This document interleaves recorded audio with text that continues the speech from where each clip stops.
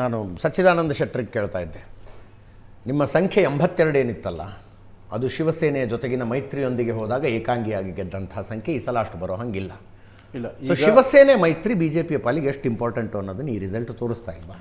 ಅಜಿತ್, ಇಲ್ಲಿ ಒಂದು ಫ್ಯಾಕ್ಟರ್ ನಾವು ನೋಡಬೇಕಾಗಿರೋದು, ಇನ್ನು ಕೇವಲ 178 ಕ್ಷೇತ್ರಗಳ ರಿಸಲ್ಟ್ ಅಷ್ಟೇ ಬಂದಿರೋದು. ಇನ್ನು 50 ಕ್ಷೇತ್ರಗಳದ್ದು ತೋರಿಸಬೇಕಾಗಿದೆ. ಆ 50 ಕ್ಷೇತ್ರಗಳದ್ದು ಬಂದಾಗ ಬಹುಶಃ ನನಗನ್ಸುತ್ತೆ ಇದು ಸಬರ್ಬನ್ನು ಮತ್ತು ಏನು ಗ್ರೇಟರ್ ಮುಂಬೈ ಪ್ರಾಂತ್ಯದ ಬರ್ತಾ ಇದೆ, ಬೋರಿವಿಲಿ, ಮಲಾಡ್, ಈಸ್ಟ್ ವೆಸ್ಟು ಆ ಭಾಗದಲ್ಲೆಲ್ಲ ಬರೋಕ್ಕೆ ಶುರು ಮಾಡಿದಾಗ ತುಂಬ ಮ್ಯಾಸಿವ್ ಆಗಿ ಬರುತ್ತೆ. ಇನ್ನು 50 ಕ್ಷೇತ್ರದ ಬರಬೇಕು. ನನಗಂತೂ ಡೌಟೇ ಇಲ್ಲ, 130ರಿಂದ 140 ಕಂಫರ್ಟಬಲ್ ಆಗಿ ಕ್ರಾಸ್ ಆಗ್ತಾರೆ. ನೋಡಿ, ಈಗ ಯಾಕೆಂದರೆ ಟ್ರೆಂಡ್ ಕೇವಲ ಮುಂಬೈದಂತೆಲ್ಲ, ಇಡೀ ಮಹಾರಾಷ್ಟ್ರದ ಟ್ರೆಂಡ್ ನೋಡ್ಕೊಂಬನ್ನಿ ನೀವು. ಎಲ್ಲ ಭಾಗದಲ್ಲೂ ಕೂಡ 29ರಲ್ಲಿ 22 ಈಗಾಗಲೇ ಇದು ತೋರಿಸ್ತಾ ಇದ್ದಾವೆ. ಒಂದು ವಿಚಾರದಲ್ಲಿ ನಾನು ತುಂಬ ಮೆನ್ಷನ್ ಮಾಡಲಿಕ್ಕೆ ಇಷ್ಟಪಡೋದು ಅಜಿತ್ ಅಂತ ಹೇಳಿದ್ರೆ, 2014 ನಂತರ ಬಿ ಜೆ ಪಿಯ ಡೆವಲಪ್ಮೆಂಟು ಮತ್ತು ಕಾಂಗ್ರೆಸ್ ಡೆವಲಪ್ಮೆಂಟು ನಾವು ನೋಡ್ಕೊಂಡು ಬಂದರೆ, 2010 ನಂತರ ಕಾಂಗ್ರೆಸ್ಸು ಯಾವುದೇ ಎಲೆಕ್ಷನು ಗೆದ್ದು ಆಡಳಿತ ಮಾಡಿದ ನಂತರ ಯಾವುದೇ ಎಲೆಕ್ಷನು ರಿಪೀಟ್ ಮಾಡಿಲ್ಲ, ಮತ್ತೆ ಗೆದ್ದಿಲ್ಲ. ಎಕ್ಸೆಪ್ಟ್ ಅಸ್ಸಾಂ ಒಂದ್ಸರಿ 2011ರಲ್ಲಿ. ಅದು ಲೋಕಲ್ ಬಾಡಿ ಎಲೆಕ್ಷನ್ಸ್ ಇರ್ಬೋದು, ಅಥವಾ ನಿಮಗೆ ರಾಜ್ಯದ ಎಲೆಕ್ಷನ್ ಇರ್ಬೋದು, ನ್ಯಾಷನಲ್ ಎಲೆಕ್ಷನ್ ಇರ್ಬೋದು. 2013ರಲ್ಲಿ ಕಾಂಗ್ರೆಸ್ ಇಲ್ಲಿ ಕರ್ನಾಟಕ ಎಲ್ಲ ಗೆದ್ದಿತ್ತಲ್ಲ. ನಿಮಿಷ ಸರ್, ಕಂಟಿನ್ಯೂಸ್ ಆಗಿ 2 ಸರಿ ಯಾವತ್ತು ಗೆದ್ದು ಆಡಳಿತ ಮಾಡಿದ್ಮೇಲೆ ಸೋಲ್ತಾರೆ. ಸೊ ಆದರೆ 2014 ನಂತರ ಬಿಜೆಪಿ ಟ್ರೆಂಡ್ ನೋಡಿ, ಕಂಟಿನ್ಯೂಸ್ ಆಗಿ ತುಂಬ ಬಾರಿ ರಿಪೀಟ್ ಆಗಿರೋದು. ಅದು ನ್ಯಾಷನಲ್ ಎಲೆಕ್ಷನಲ್ಲಿ ರಿಪೀಟ್ ಆಗಿರೋದಿರ್ಬೋದು, ರಾಜ್ಯಗಳ ಎಲೆಕ್ಷನಲ್ಲಿ ಹರಿಯಾಣ ಇರ್ಬೋದು, ಗುಜರಾತ್ ಇರ್ಬೋದು, ಹೀಗೆ ಎಲ್ಲ. ಕರ್ನಾಟಕ ಬಿಟ್ಟರೆ ಎಲ್ಲ ಕಡೆ ಚೆನ್ನಾಗಿ ಮಾಡ್ತಾ ಇದ್ದಾರೆ. ಬಿಟ್ಟು ಅಸ್ಸಾಂ, ಮಹಾರಾಷ್ಟ್ರ, ದಿಲ್ಲಿ 3 ಗೆದ್ದಿದ್ದಿಲ್ವಾ? ಅಲ್ಲ ಸರ್, ನಾನು ಮಹಾರಾಷ್ಟ್ರ, ದಿಲ್ಲಿ, ಹರಿಯಾಣ ಕಾಂಗ್ರೆಸ್ ಗೆದ್ದಿರ್ಲಿಲ್ಲ. ಬ್ಯಾಕ್ ಟು ಬ್ಯಾಕ್ 2010 ನಂತರ ನಾನು ಹೇಳ್ತಿರೋದು ಸರ್. 10 ಮುಂಚೆ ಸರ್ ಕಂಫರ್ಟಬಲ್ ಹಾಳಾಗಿದ್ದಾವೆ ಸರ್. ನಾನು ಹೇಳ್ತು 10 ನಂತರ ಅಂದರೆ ನಮಗೆ ಯಾಕೆ ಆಗಲೇ ನಮ್ಮ ಶೆಟ್ಟರ್ ಹೇಳಿದ್ರಲ್ಲ, 2014 ನಾವು ಒಂದು ಡಿಸೈಡಿಂಗ್ ಇಯರ್ ಅಂತ ಹೇಳ್ಕೊಂಡ್ರೆ ಆ ಕಡೆ ಈ ಕಡೆ ತಗೊಂಡಾಗ, ಅದೇ ರೀತಿ ಬಿಜೆಪಿ ಕೇವಲ ರಾಜ್ಯ ಮತ್ತು ನ್ಯಾಷನಲ್ ಎಲೆಕ್ಷನ್ಸ್ ಎಲ್ಲ ಗೆದ್ದಿರೋದು. ಈವನ್ ಲೋಕಲ್ ಬಾಡಿ ಎಲೆಕ್ಷನಲ್ಲೂ ಕೂಡ ಕಂಟಿನ್ಯೂಸ್ ಆಗಿ ರಿಪೀಟ್. ಈಗ ನೀವು ಪುಣೆ ಟ್ರೆಂಡ್ ನೋಡ್ತಾ ಇದ್ರಿ. ಕಳೆದ ಬಾರಿ ನಾವು ಪುಣೆನಲ್ಲಿ 97 ಸೀಟ್ ಗೆದ್ದಿದ್ವಿ 162ರಲ್ಲಿ, ನಾವೇ ಆಡಳಿತದಲ್ಲಿ ರಿಪೀಟ್ ಆಗ್ತಾ ಇದೆ. ನಾಗ್ಪುರಲ್ಲಿ 151ರಲ್ಲಿ 108 ಸೀಟ್ ಗೆದ್ದಿದ್ವಿ, ಮತ್ತೆ ರಿಪೀಟ್ ಆಗ್ತಾ ಇದೆ. ದಿಲ್ಲಿ ಯಾವುದಕ್ಕಿದೆ? ದಿಲ್ಲಿ ರಿಪೀಟ್ ಆಗಿದೆ. ನಾನು ಹೇಳಿದ್ದು ಮೇಜರ್ ಅಂಕೆ. ಬಹಳಷ್ಟು ಚುನಾವಣೆಗಳಲ್ಲಿ ಕಾಂಗ್ರೆಸ್ ಒಂದು ಇಲ್ದಿದ್ದಾಗ ನಿಮ್ಮಲ್ಲಿ ಮೇಜರ್ ನಡೀತದೆ ಅಂತ ಅಂದರೆ, ನೀವು ರಾಷ್ಟ್ರದ ವಿಚಾರದಲ್ಲಿ ಯಾವ ಡೆವಲಪ್ಮೆಂಟ್ ಮಾಡಲು, ನ್ಯಾಷನಾಲಿಟಿ ಮಾಡಲು ನಾವು ಕೊಡ್ತಾ ಇದ್ದೀವಿ, ಅದೇ ರೀತಿ ಸ್ಟೇಟಲ್ಲೂ ಆಗ್ತಾ ಇದೆ. ಅದೇ ರೀತಿ ಇವತ್ತು ಲೋಕಲ್ ಬಾಡಿ ಎಲೆಕ್ಷನ್ಗಳು ಕೂಡ ಆಗ್ತಾ ಇದೆ. ನೋಡಿ, ಮುಂಬೈ ವಿಚಾರಕ್ಕೆ ಬಂದರೆ ನಾವು ಆಲ್ಮೋಸ್ಟ್ ಎಲ್ಲ ಭಾಗಗಳಲ್ಲೂ ನಮ್ಮ ಪ್ರೆಸೆನ್ಸ್ ಇವತ್ತು ದೊಡ್ಡ ಮಟ್ಟದಲ್ಲಿ ಆಗ್ತಾ ಇದೆ.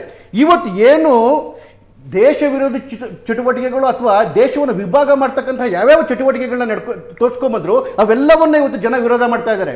ಈಗ ರಾಜ್ ಠಾಕ್ರೆ ಅವರು ಆ ಲುಂಗಿ ಊಟ ಪುಂಗಿ ಬಚಾವ್ ಅಂತ ಮಾಡಿದ್ರು, ಜನ ಅದಕ್ಕೆ ಉತ್ತರ ಕೊಡ್ತಾರೆ. ಅದೇ ರೀತಿ ಜರಂಗೆ ಪಾಟೀಲು ನೀವು ಮರಾಠವಾಡದಲ್ಲಿ ನೀವು ಶುರು ಮಾಡಿದಾಗ, ಅದು ಮರಾಠ ರಿಸರ್ವೇಷನ್ ಅಂತ ಶುರು ಮಾಡಿದ್ದು ಯಾವುದಕ್ಕೆ ತಗೊಂಡೋದ್ರು ಅವರು? ಎಗನೆಸ್ಟ್ ಬ್ರಾಹ್ಮಿನ್ನು, ಎಗನೆಸ್ಟ್ ನಾನ್ ಮರಾಠ ಅಂತ ತಗೊಂಡೋದ್ರು. ಇವತ್ತು ಅವ್ರದ್ದೇ ಕ್ಷೇತ್ರ ಯಾವುದದು ಶಿರೂರ್ ಕಸರು, ಅಲ್ಲಿ ಬಿಜೆಪಿ 8 ಕಾರ್ಪೊರೇಟರ್ಗಳು ಗೆದ್ರು. ಅಲ್ಲಿ ನೇರವಾಗಿ ಮೇಯರ್ ಆಯ್ಕೆ ಆಗಿರೋದು ಕೂಡ ಜನರಿಂದ ಆಯ್ಕೆ ಆಗಿರೋದು ಒಬ್ಬ ಬ್ರಾಹ್ಮಿನ್. ಅದರ್ಥ ಏನು? ಯಾವುದೇ ವಿಘಾತಕಾರಿ ನೀವು ರಾಜಕೀಯ ಮಾಡಲಿಕ್ಕೆ ಹೊಟ್ಟಿದ್ರಿ ಫಾರ್ ವೋಟ್ ಬ್ಯಾಂಕು, ಅದನ್ನ ಜನ ತಿರಸ್ಕರಿಸ್ತಾ ಬರ್ತಾ ಇದ್ದಾರೆ. ಅದು ಭಾಷೆಯ ಮೇಲೆ ನೀವು ದೇಶ ಹೊಡೆಯಕ್ಕೆ ಹೋಗ್ತೀರಾ, ಜನ ತಿರಸ್ಕಾರ ಮಾಡ್ತಾರೆ. ರಾಜ್ಯಗಳ 65ರಲ್ಲಿ ಯಾಕ್ರಿ ಲೀಡಲ್ಲಿ ಇರ್ತಿದ್ರು ಅವರು? ಸರ್, ನಾನು ಹೇಳ್ತಾ ಇದ್ದೀನಲ್ಲ, ನಿಮಗೆ ದಾದರು, ಸಬರ್ಬನ್ನು ಈ ಭಾಗ ಏನಿದೆ, ಅದು ಮುಂಚೆಯಿಂದಲೂ ಅವರ ಗಟ್ಟಿ ಇದೇನೇನೆ. ನೀವು ಆಡಳಿತಕ್ಕೆ ಬರ್ತೀರಾ ಇಲ್ವಾ ಅನ್ನೋದು ಡಿಪೆಂಡ್ ಆಗಿರ್ತಕ್ಕಂಥದ್ದು. ನೋಡಿ, ಗೊತ್ತಿಲ್ಲ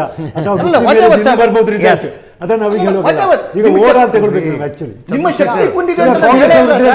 ಚಂದ್ರಶೇಖರ್, ಅದನ್ನ ಇನ್ನೊಂದು ರೀತಿನೂ ನೋಡ್ಬೇಕಾಗುತ್ತೆ. ಅದೇ ನೀವು ಅವರನ್ನ ಒಡೆದ ಮೇಲೆ ಅವ್ರು 65ಕ್ಕೆ ಬರ್ತಾರೆ. ಹೌದು. ನೀವು ಅವರನ್ನ ವರ್ಟಿಕಲಿ ಡಿವೈಡ್ ಮಾಡಿದ್ರಿ. ಅವರ 82ರಲ್ಲಿ 52 ಕಾರ್ಪೊರೇಟರ್ಸ್ಗಳನ್ನು ನಿಮ್ಮ ತೆಕ್ಕೆಗೆ ಸೆಳೆದುಕೊಂಡು ಬಂದ್ರಿ. ಅದಾದ್ಮೇಲೆ ಅವರು 65ಕ್ಕೆ ಬರ್ತಿದ್ದಾರೆ. That is significant for them. Ball Thackeray ಅವರು ಶಿವಸೇನೆ ಬಿಜೆಪಿ ಮೊದಲನೇ ಸರಿ ಹೊಡೆದಿದ್ದಲ್ಲ ಸರ್ 2005ರಲ್ಲಿ. ರಾಜ್ ಠಾಕ್ರೆ ಹೋದ್ರು, ಅದಾದ್ಮೇಲೆ ಛಗನ್ ಭುಜಬಲ್ ಹೋದ್ರು, ಅದಾದ್ಮೇಲೆ ನಾರಾಯಣ ರಾಣೆ ಹೋದ್ರು. ಪ್ರತಿ ಸರಿ ಡಿವೈಡ್ ಆಗ್ತಾನೆ ಬಂತು ಬಿಟ್ರೆ ಅದರ ಪ್ರೋಸೆಸ್ ಕಂಟಿನ್ಯೂ ಆಗಿದ್ದು. ಇವತ್ತೇನು ಮೊದಲನೇ ಬಾರಿಗೆ ಶಿವಸೇನೆ ಹೊಡೆದಿದೆ ಅಂತಲ್ಲ. ಛಗನ್ ಭುಜಬಲ್ ಹೋದಾಗ ಇವನ್ ಇಡೀ ಕಂಪ್ಲೀಟ್ ಮರಾಠವಾಡನೆ ಕಿತ್ಕೊಂಡು ಹೊರಟಾಯ್ತು ಅವ್ರಿಗೆ.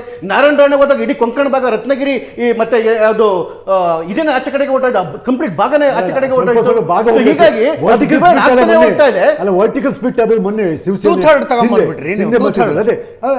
ರಿಕವರಿ ಪಾರ್ಟಿ ಆಗ್ಬಿಟ್ರಲ್ಲ ಅವರು. They become the recovery party. ಯಾವ ಕಾರಣಕ್ಕೋಸ್ಕರ ನೀವು ಮರಾಠಿಗರು ಇವತ್ತು ಮರಾಠಿಗರಾಗ್ಲಿ, ಮರಾಠ ಕೌನ್ಸಿಲ್ ಆಚೆ ಕಡೆಗೆ ಬಂದು ಅಂತ ಹಿಂದೆ ಯಾವ ಕಾರಣಕ್ಕೋಸ್ಕರ ಆಚೆ ಕಡೆಗೆ ಬಂದ್ರು ಸರ್? 1992ರ ಬಾಬ್ರಿ ಮಸ್ಜಿದ್ನ ನನ್ನ ಹೆಮ್ಮೆ ಅಂತ ಬಾಲ್ ಠಾಕ್ರೆ ಹೇಳ್ತಾ ಇದ್ರೆ, ಆ ವಿಚಾರಕ್ಕೆ ಮುಸ್ಲಿಮರ ಕ್ಷಮೆ ಕೇಳ್ತಾರಲ್ಲ ಉದ್ಧವ್ ಠಾಕ್ರೆ. ಹೇಗ್ರಿ ಒಬ್ಬ ಕಟ್ಟರ್ ಶಿವಸೇನೆ ಜೊತೆ ಇರ್ಲಿಕ್ಕೆ ಸಾಧ್ಯ? ಕ್ಷಮೆ ಕೇಳ್ತಾರಲ್ಲ 2 ಸರಿ. ನೀವು ಅದೇ ಇವತ್ತಾಕೆ ನೀವು ಈ ಚುನಾವಣೆಯಲ್ಲಿ ಯಾಕೆ ನಿಮ್ಮ ಜೊತೆ ನಿಂತ್ಕೊಳ್ಳಿಲ್ಲ ಏಕನಾಥ್ ಶಿಂದೆ ಇದರಲ್ಲ ಸರ್ ಸರ್ ನಮ್ಮ ಸರ್ ನಮ್ಮ ಸ್ಟ್ರಾಟಜಿ ಕಳೆದೊಂದು ಬಾಕಿ ಇತ್ತು ನೀವು ಸರ್ ನಮ್ಮ ಚಿಂತನೆ ಒಳಗಡೆ ಯಾವ ತರ ಕಾಂಪ್ರಮೈಸ್ ಆಗಿದ್ಯಾ, ನ್ಯಾಷನಾಲಿಟಿ ಒಳಗಡೆ ಯಾವ ತರ ಕಾಂಪ್ರಮೈಸ್ ನೀವು ಆಗಿದ್ಯಾ, ಅಜಿತ್ ದಾದಾ ಪವಾರ್ ಹಿಂದುತ್ವ ಜೊತೆ ವಿಚಾರದಲ್ಲಿ ಮೈತ್ರಿ ಕಾಂಪ್ರಮೈಸ್ ಮಾಡ್ಕೊಂಡ್ರೆ ಆಗಿದ್ಯಾ, compromise ಅಲ್ಲ ಬಿಡಿ.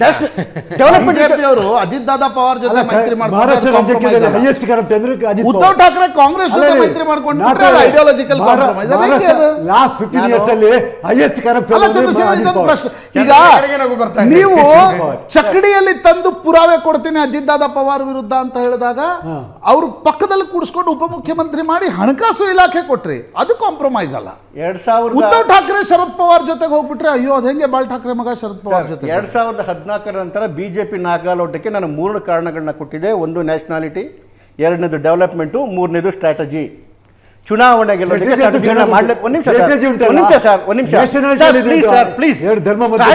ಸ್ಟ್ರಾಟಜಿನಲ್ಲಿ 2 ಭಾಗ ಇರುತ್ತೆ, ಒಂದು ಎಥಿಕಲ್ಲು ಅನ್ಎಥಿಕಲ್ಲು.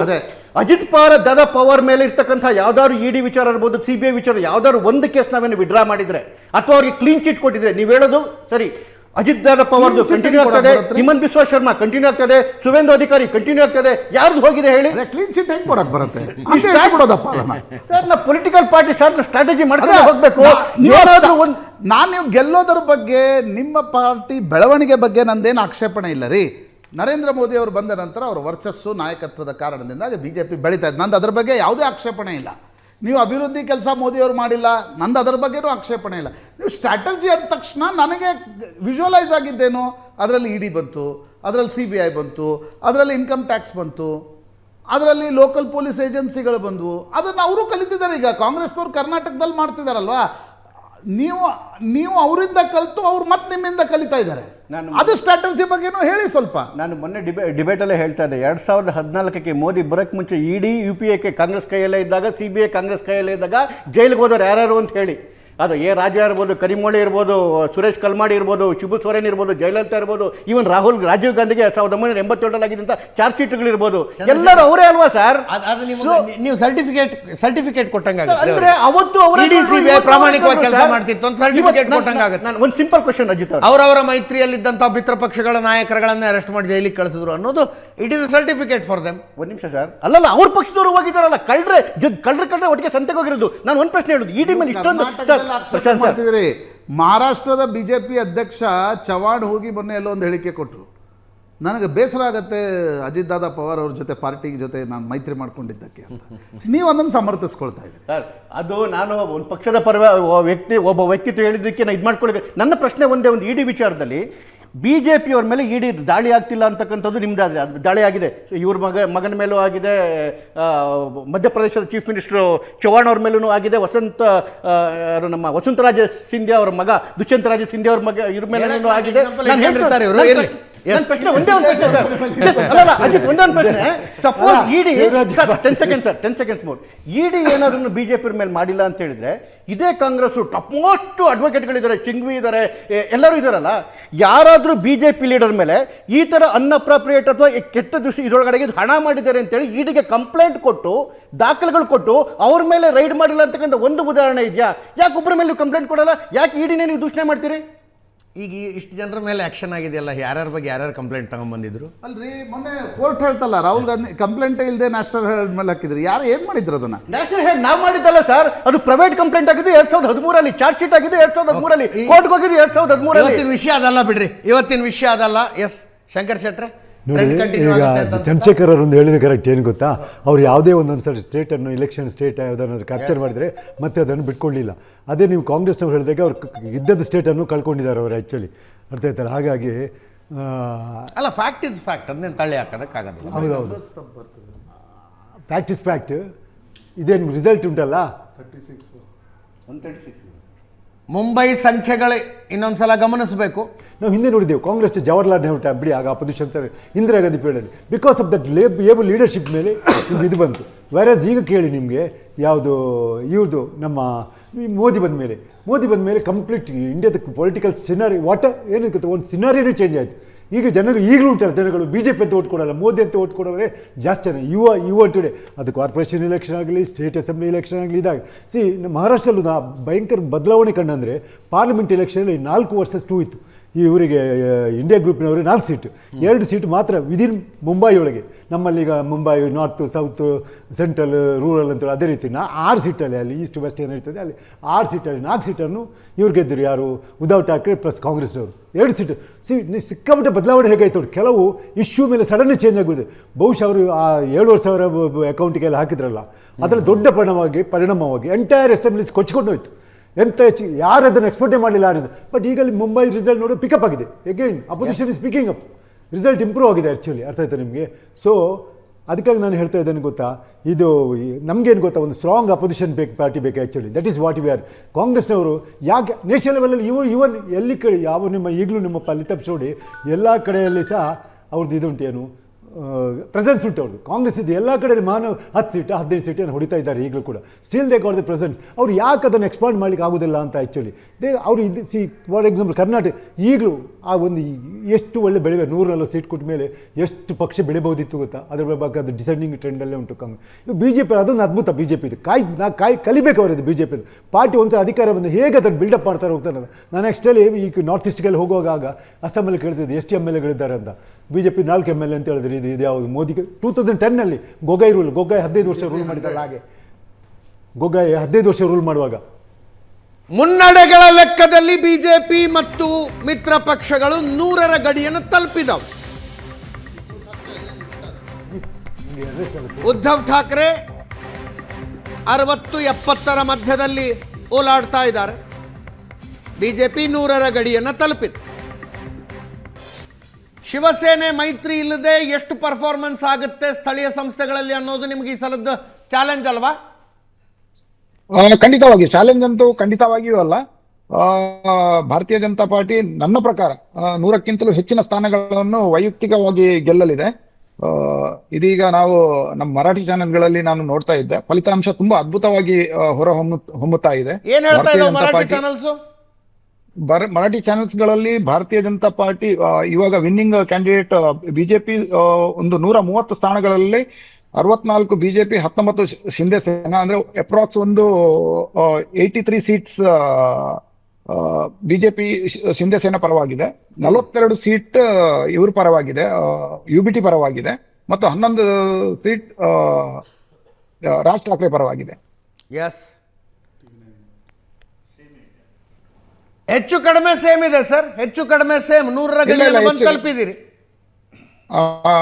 ಖಂಡಿತವಾಗಿ ನಾವು ಇಲ್ಲಿ ಸ್ಟುಡಿಯೋದಲ್ಲಿ ಮರಾಠಿ ಸ್ಥಳೀಯ ಚಾನೆಲ್ಗಳನ್ನು ಫಾಲೋ ಮಾಡ್ತಾ ಇದ್ದೀವಿ.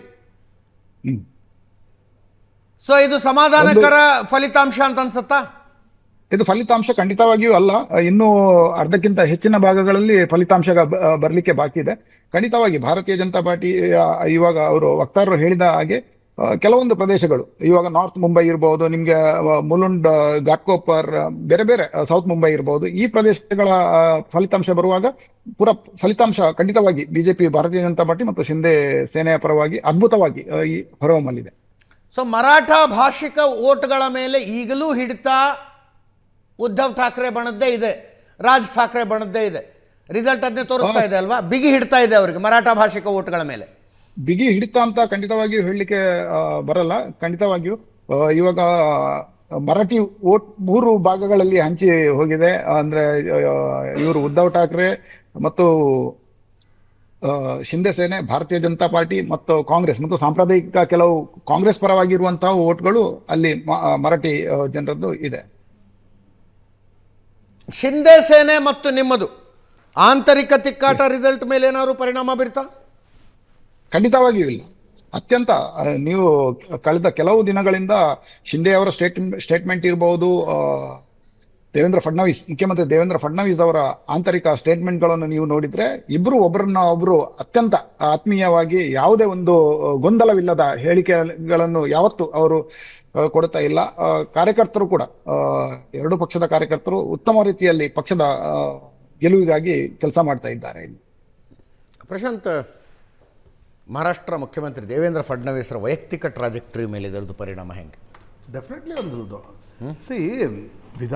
ಲೋಕಸಭಾ ಚುನಾವಣೆಯ ಒಂದು ಹೀನಾಯ ಸೋಲು ಬಿಜೆಪಿಗೆ. ಎಸ್. ಅದಾದ ನಂತರ ಚೇತರಿಸಿಕೊಂಡು ವಿಧಾನಸಭಾ ಚುನಾವಣೆಯಲ್ಲಿ ಒಂದು ದೊಡ್ಡ ಗೆಲುವನ್ನು ದಾಖಲಿಸಿದ್ರು.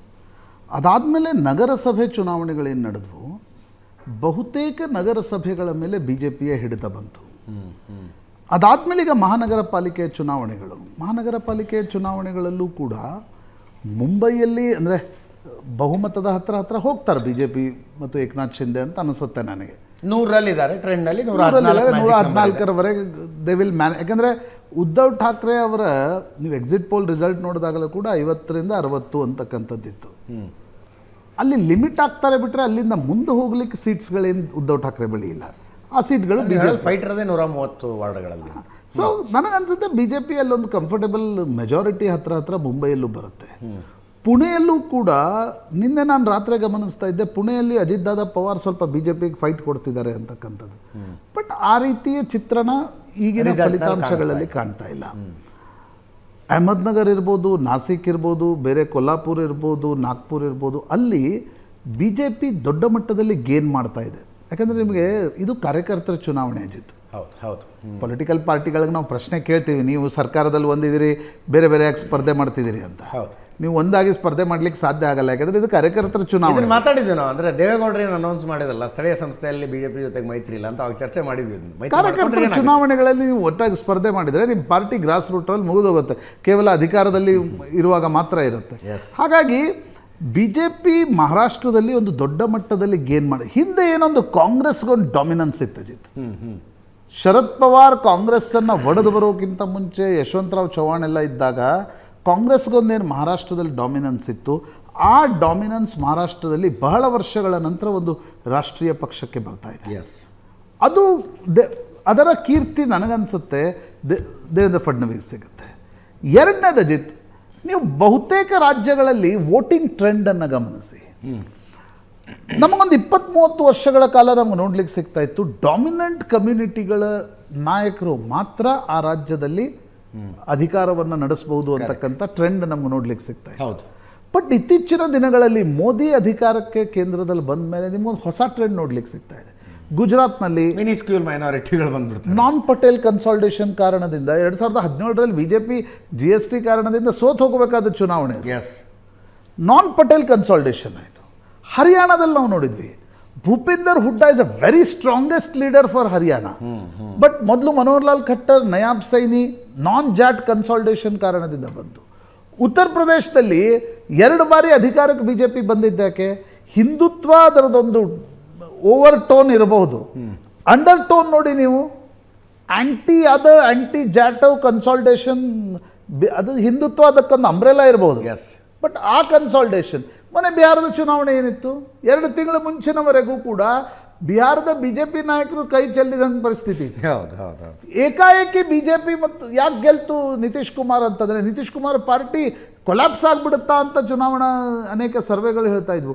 ಏಕಾಏಕಿ ನಿತೀಶ್ ಕುಮಾರ್ ಚಿಗಿದುಕೊಂಡ್ರು. ಯಾಕೆ ಚಿಗಿದುಕೊಂಡ್ರು? ತೇಜಸ್ವಿ ಯಾದವ್ ಎಲ್ಲಿ ಬರ್ತಾರೋ ಅಧಿಕಾರಕ್ಕೆ ಅಂತ ಭಯಕ್ಕೆ ಉಳಿದ ಸಮುದಾಯಗಳು ಒಟ್ಟಿಗೆ ಬಂದರು. ಮಹಾರಾಷ್ಟ್ರದಲ್ಲಿ ನೀವು ದೇವೇಂದ್ರ ಫಡ್ನವೀಸ್, ನಾನು ಯಾಕೆ ವಾಪಸ್ ಬರ್ತೀನಿ ಅಂತಂದರೆ, ಮಹಾರಾಷ್ಟ್ರದ ಪೊಲಿಟಿಕಲ್ ಹಿಸ್ಟ್ರಿಯನ್ನು ನೋಡಿದಾಗ ಅಲ್ಲೊಬ್ಬ ಬ್ರಾಹ್ಮಣ ಸಮುದಾಯದ ನಾಯಕ ಚುನಾವಣೆಯನ್ನು ಗೆದ್ದು, ನೀವು ದಿಲ್ಲಿಯಿಂದ ಕೂರಿಸೋದು ಬೇರೆ, ಕರೆಕ್ಟ್ ಚುನಾವಣೆಯಲ್ಲಿ ಗೆದ್ದು ಅಧಿಕಾರ ಹಿಡಿತಕ್ಕಂಥದ್ದು ಒಂದು ನ್ಯೂಟ್ರಲ್ ಪೊಲಿಟಿಕಲ್ ವೋಟರ್ಸ್ ಏನಿದ್ದಾರೆ ಅದು ಕನ್ಸಾಲ್ಟೇಷನ್ ಅನ್ನು ಸ್ಪಷ್ಟ. ಈಗ ಮರಾಠ ಎಜಿಟೇಷನ್ ನಡೀತು ದೊಡ್ಡ ಮಟ್ಟದಲ್ಲಿ, ಆಂಟಿ ಮರಾಠ. ಈಗ ಅದೇನೋ ಹೇಳ್ತಾ ಇದ್ರಲ್ಲ ಚಂದ್ರಶೇಖರ್ ಅವರು, ಜಾರಂಗೆ ಪಾಟೀಲ್ ಊರಲ್ಲೇ ಬಿಜೆಪಿ ಅಧಿಕಾರ ಹಿಡಿತಾ ಇದೆ ಅಂತ. ಯಾಕಂದರೆ ಯಾವಾಗಲೂ ಆ ರೀತಿ. ಮುಂಬೈಯಲ್ಲೂ ನಾನು ನೋಡ್ತಾ ಇದ್ದೆ, ಕಳೆದ 6 ತಿಂಗಳಿಂದ ಉದ್ಧವ್ ಠಾಕ್ರೆ ಮತ್ತು Raj Thackeray over the top ಹೋಗಿ ಮರಾಠಿ ಅಂತಕ್ಕಂಥದ್ದು ಮಾತಾಡಿದ್ರು. ಅವರ ರಾಜ್ಯದ ಭಾಷೆಯ ಅಸ್ಮಿತೆಯ ಬಗ್ಗೆ ಮಾತನಾಡೋದು ತಪ್ಪಲ್ಲ, but politics is not only that. ಅದು ನಿಮಗೆ ಎಮೋಷ್ನಲಿ ಕರೆಕ್ಟ್ ಇರುತ್ತೆ, ಪಾಲಿಟಿಕ್ಸ್ ಇಸ್ ಬಿಯಾಂಡ್ ದ್ಯಾಟ್. ಅವ್ರಿಗೊಂದು ಪಾರ್ಟ್ನರ್ ಬೇಕಿತ್ತು, BJPಯೋ ಕಾಂಗ್ರೆಸ್ಸೋ. ಈಗ ನಾವೆಷ್ಟೇ ಏನೇ ಮಾತಾಡಿದ್ರು ಕೂಡ ಮುಸ್ಲಿಂ ವೋಟ್ಗಳು ಡಿವೈಡ್ ಆಗಿವೆ, ಸ್ಪಷ್ಟವಾಗಿ ಕಾಣ್ತಾ ಇದೆ. ಮರಾಠಿ ವೋಟ್ಸ್ಗಳು ಡಿವೈಡ್ ಆಗಿವೆ. ಒಟ್ಟಿಗಿದ್ದವ್ರು ಯಾರು? ನಾನ್ ಮರಾಠಿ ವೋಟರ್ಸ್ಗಳು. ಅದರ ಲಾಭ ನಿಶ್ಚಿತವಾಗಿ ಬಿಜೆಪಿಗೆ ಆಗುತ್ತೆ. ಅದರ ಜೊತೆಗೆ ಅಜಿತ್ ನನಗನ್ಸುತ್ತೆ ಒಂದು ಕ್ರೆಡಿಟನ್ನು ಬಿಜೆಪಿಗೆ ಮಹಾರಾಷ್ಟ್ರದಲ್ಲಿ ಕೊಡಬೇಕಾಗತ್ತೆ. ದೇವೇಂದ್ರ ಫಡ್ನವೀಸ್ ಮತ್ತು ನರೇಂದ್ರ ಮೋದಿ ಜೋಡಿಗೆ ದೊಡ್ಡ ಮಟ್ಟದಲ್ಲಿ ಡೆವಲಪ್ಮೆಂಟ್ ವರ್ಕ್ಸ್ಗಳಿಗೆ ಹಣವನ್ನು ಪಂಪ್ ಮಾಡಿರ್ತಾರೆ. ಈಗ ಕೋಕಣ್ ರೋಡ್ ಇರ್ಬೋದು, ನಿಮಗೆ ಮುಂಬೈ ಗೋವಾ ರೋಡ್ ಯಾವ ಪ್ರಮಾಣದಲ್ಲಿ ಅದು ಡೆವಲಪ್ ಆಗಿದೆ. ಮುಂಬೈಯಿಂದ ನಾಗ್ಪುರ್ವರೆಗಿನ ಸಮೃದ್ಧಿ ಮಹಾಮಾರ್ಗ ಇರ್ಬೋದು, ಮುಂಬೈಯಲ್ಲೇ ಸಿ ರೂಟ್ಗಳು, ಸಿ ಲಿಂಕ್ಗಳು, ನೀವು ಹೋಗಿ ಅದರಲ್ಲಿ ಒಂದು ಸಲ ಅಡ್ಡಾಡಿದರೆ 1 ಗಂಟೆ 2 ಗಂಟೆ ಲೋಕಲಲ್ಲಿ ಅಡ್ಡಾಡಬೇಕಾಗ್ತಿತ್ತು. ಆ ರೀತಿಯ ರೋಡ್ಗಳ ನಿರ್ಮಾಣ ಏನು, 3 ತಾಸಿನ ಪ್ರಯಾಣ 40 ನಿಮಿಷ ತಗೋತಾ ಇದೆ. ಆ ರೀತಿಯ ರೋಡ್ಗಳ ನಿರ್ಮಾಣದ ಕಾರಣದಿಂದ ಕೂಡ BJPಗೆ ಒಂದು ರೀತಿಯಾಗಿರ್ತಕ್ಕಂಥ ಲಾಭ. ಅಂದರೆ ಎಲ್ಲ ಅಂಶಗಳ ಪರ್ಫೆಕ್ಟ್ ಕಾಂಬಿನೇಷನ್ ಒಂದು ಇದ್ದಂಗೆ ಕಾಣಿಸ್ತಾ ಇದೆ. ಅದು ರಿಸಲ್ಟ್ ಆಗಿ ಕನ್ವರ್ಟ್ ಆಗುತ್ತೆ ಅಂತ ನೀವು ಸ್ವಲ್ಪ ಹೊತ್ತಿನಲ್ಲಿ ಗೊತ್ತಾಗುತ್ತೆ. ಒಂದು ಸಣ್ಣ ಬ್ರೇಕ್. ಸ್ಟ್ರಾಟಜಿ ನಾನು ಆಗಲೇ ಹೇಳಿದೆ. ಈಗ ಉದ್ಧವ್ ಠಾಕ್ರೆ ಪಾರ್ಟಿ ಹೊಡಿರಿ, ಶರದ್ ಪವಾರ್ ಪಾರ್ಟಿ ಹೊಡಿರಿ, ಎಲ್ಲ ಪಾರ್ಟಿಗಳನ್ನು ಹೊಡಿರಿ. ಮೆಕ್ಯಾನಿಸಮ್ ಅಂಡ್ ಮಷಿನರಿ 3 ಕರೆಕ್ಟ್ ಆಗಿ ಎಲ್ಲಿರಬೇಕು ಅಲ್ಲಿದ್ದಾವೆ. ಒಂದು ಸಣ್ಣ ಬ್ರೇಕ್. ಪಕ್ಷಗಳು ಮನಿನೂ ಹೇಳ್ತಾವೆ. Yes, I don't buy that. ಒಂದು ಸಣ್ಣ ಬ್ರೇಕ್ ಮುಗಿಸ್ಕೊಂಡು ವಾಪಸ್ ಬರ್ತೀವಿ.